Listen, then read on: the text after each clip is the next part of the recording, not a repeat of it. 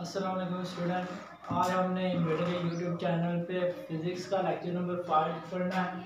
Electrostatic chapter number हम 1 पढ़ रहे हैं फिज़िक्स का इलेक्ट्रोस्टैटिक, और टॉपिक है हमारा इलेक्ट्रिक फ्लक्स थ्रू ए क्लोज सरफेस इंक्लोजिंग ए चार्ज। यानी हमने कोई भी क्लोज सरफेस लेनी है जिसके अंदर हमने चार्ज रखा हुआ है। फॉर एग्जाम्पल हमने पॉजिटिव चार्ज लिया है, चार्ज हमारे पास है क्यू पॉजिटिव, तो हमने इसको किसी भी स्फेरिकल बॉडी के अंदर रख दिया, यानी क्लोज बॉडी के अंदर रख दिया जिसका रेडियस बन रहा है हमारे पास आर। तो हमने फाइंड करना है कि इस सरफेस के थ्रू इलेक्ट्रिक फ्लक्स क्या है, या इलेक्ट्रिक फ्लक्स हमारे पास क्या आएगी जब हम मेजर करेंगे। अब हमने फार्मूला जो पढ़ा था इलेक्ट्रिक फ्लक्स का, ये एप्लीकेबल है सिर्फ और सिर्फ फ्लैट सरफेस के लिए। अगर हमारे पास कोई भी फ्लैट सरफेस है या फ्लैट एरिया है उससे हम इजीली फाइंड कर सकते हैं, लेकिन हमारे पास एक स्फेरिकल सरफेस आ गया तो हमने उससे इलेक्ट्रिक फ्लक्स किस तरह फाइंड करेंगे। अब ये हमारे पास कोई भी स्फीयर है तो इससे हमने किस तरह इलेक्ट्रिक फ्लक्स फाइंड करनी है। जाहिर बात है ये फ्लैट सरफेस तो है नहीं है, और फ्लैट सरफेस अगर होती तो हम इजीली ये फार्मूला लगाकर इसकी वैल्यू या इसको मेजर कर लेते हैं। लेकिन अभी हमारे पास क्लोज्ड सरफेस है जिसके अंदर चार्ज इंक्लोज है क्या पॉजिटिव, तो हमने जो फार्मूला ड्राइव करना है उसके जरिए हम चेक करेंगे कि क्लोज सरफेस के अंदर जो चार्ज है उसमें उस के थ्रू जो इलेक्ट्रिक फील्ड इंटेंसिटी या इलेक्ट्रिक फील्ड लाइन पास कर रही है वो कितनी है और कैसे मेजर करेंगे। अब हमारे पास सिंपली पहले तो हमारे पास फार्मूला गिवन था flux electric flux is equal to E dot A, यानी हमारे पास electric field line number of electric field line given है और हमारे पास कोई फ्लैट एरिया गिवन है तो हम इजीली फाइंड कर लेंगे। लेकिन परेशानी ये है कि इधर हमारे पास फ्लैट सरफेस नहीं है, हमारे पास एक स्फीयर है, स्फेरिकल बॉडी है जिसके अंदर चार्ज इंक्लोज है। तो हमने किस तरह इसको फाइंड करना, तो सिंपली हमने क्लोज सरफेस को, जो हमारे पास क्लोज सरफेस है उसको हमने स्मॉल एरिया में डिवाइड करना है, स्मॉल पीस में। उसका एरिया जो हमने एरिया वेक्टर है उसको, और electric flux electric field line है उसको हमने फाइंड करना। अब इस पैड का एरिया हमारे पास गिवन होगा और इससे जो number of electric field line pass कर रहे हैं वो भी हमें गिवन होगी, तो हम इजीली फाइंड कर लेंगे। अगर फॉर एग्जांपल हम किसी भी पार्ट को स्टडी कर रहे हैं एरिया ए को, तो हमारे पास ये एरिया आ जाता है फ्लैट, तो हम इजीली इससे इलेक्ट्रिक फ्लक्स फाइंड कर लेंगे। लेकिन स्फीयर से हम इजीली नहीं कर सकते।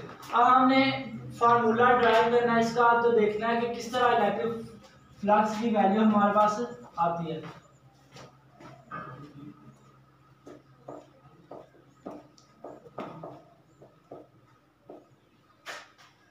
हमने सबसे पहले काम ये करना है कि इस स्फीयर को छोटे छोटे टुकड़ों में यानी स्मॉल एरिया में डिवाइड कर देना, जितने भी इसके स्मॉल। फॉर एग्जांपल एरिया 1 को हम A1 का नाम देते हैं, एरिया 2 को डेल A2 और एरिया 3 को डेल A3, इसी तरह सो ऑन।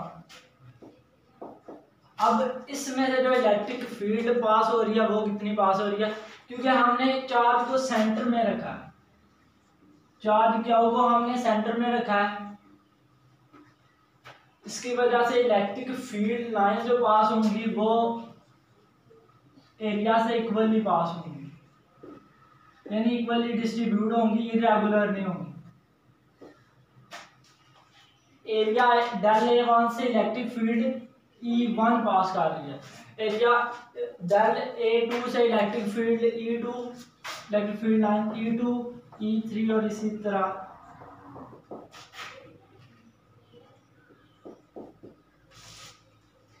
तो हमारे पास अकॉर्डिंग टू इलेक्ट्रिक फ्लक्स के फार्मूले से हमने देखना है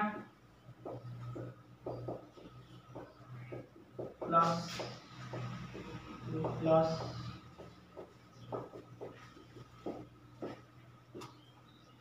तो हमारे पास जो इलेक्ट्रिक फ्लक्स 1 आ रहा है उसमें हमने एरिया 1 और इलेक्ट्रिक इंटेंसिटी 1 लेनी है। जो number of electric field line या स्ट्रेंथ वो हमने 1 लेनी है।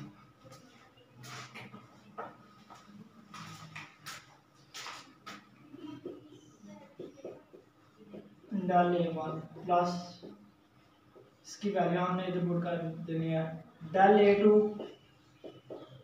E2 plus E3 del A3।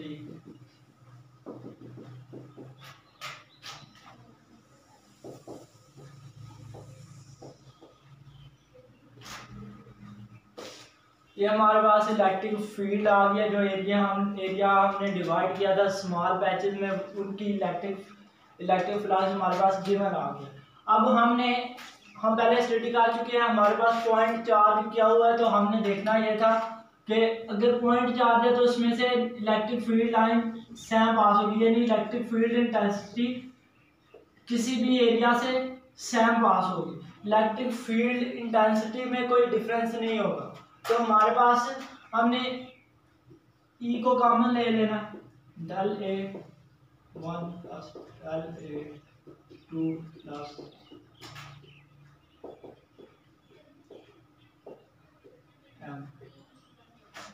Electric field intensity हमारे पास कॉमन आ गई। अब हमने इलेक्ट्रिक फील्ड इंटेंसिटी का फार्मूला जो हमने पिछले टॉपिक इलेक्ट्रिक फील्ड स्ट्रेंथ में स्टडी किया था वो हमारे पास आया था E=1/4 epsilon Q divided by R square. अब हम इजीली E की वैल्यू इधर पुट कर सकते हैं और पुट करने के बाद जो हमारे पास रिलेशन आएगा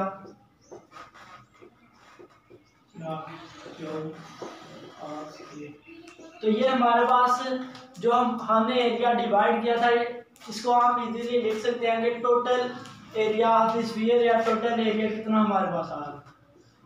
टोटल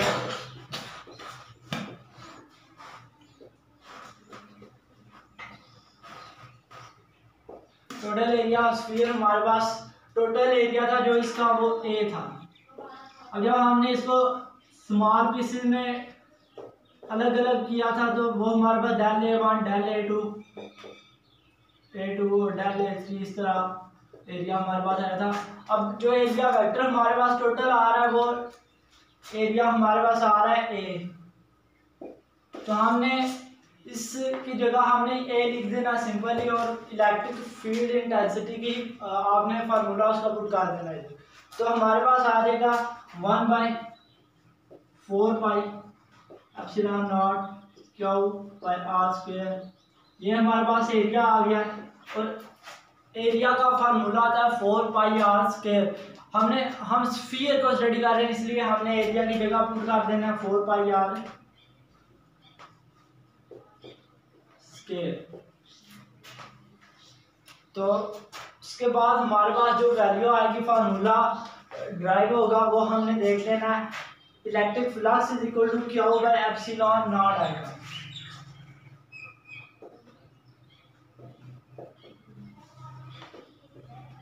हमारे पास सिंपल फॉर्म आ रही है इलेक्ट्रिक फ्लक्स की Q बाय E नॉट, यानी हमने total electric flux through a surface due to charge Q at its centre जो हमने दिया था उसके इलेक्ट्रिक फ्लक्स की वैल्यू आ रही है Q बाय एप्सिलॉन नॉट। तो ये हमारा रिलेशन ड्राइव हुआ है फॉर ए क्लोज सरफेस या स्फेरिकल सरफेस। फ्लैट सरफेस के लिए आपने जो यूज करना वो यही इलेक्ट्रिक फ्लक्स का फार्मूला यूज करना है, ये cos थीटा। एंगल जो भी होगा वो आपने पुट कर देना। लेकिन जब आपके पास कोई चार्ज है Q पॉजिटिव और आपने किसी भी स्फेरिकल बॉडी के अंदर रख दिया तो आपके पास इलेक्ट्रिक फ्लक्स की वैल्यू ये आएगी। ये था हमारा आज का टॉपिक इलेक्ट्रिक फ्लक्स। नेक्स्ट हम स्टडी करेंगे गाउस लॉ। खुदा हाफिज़।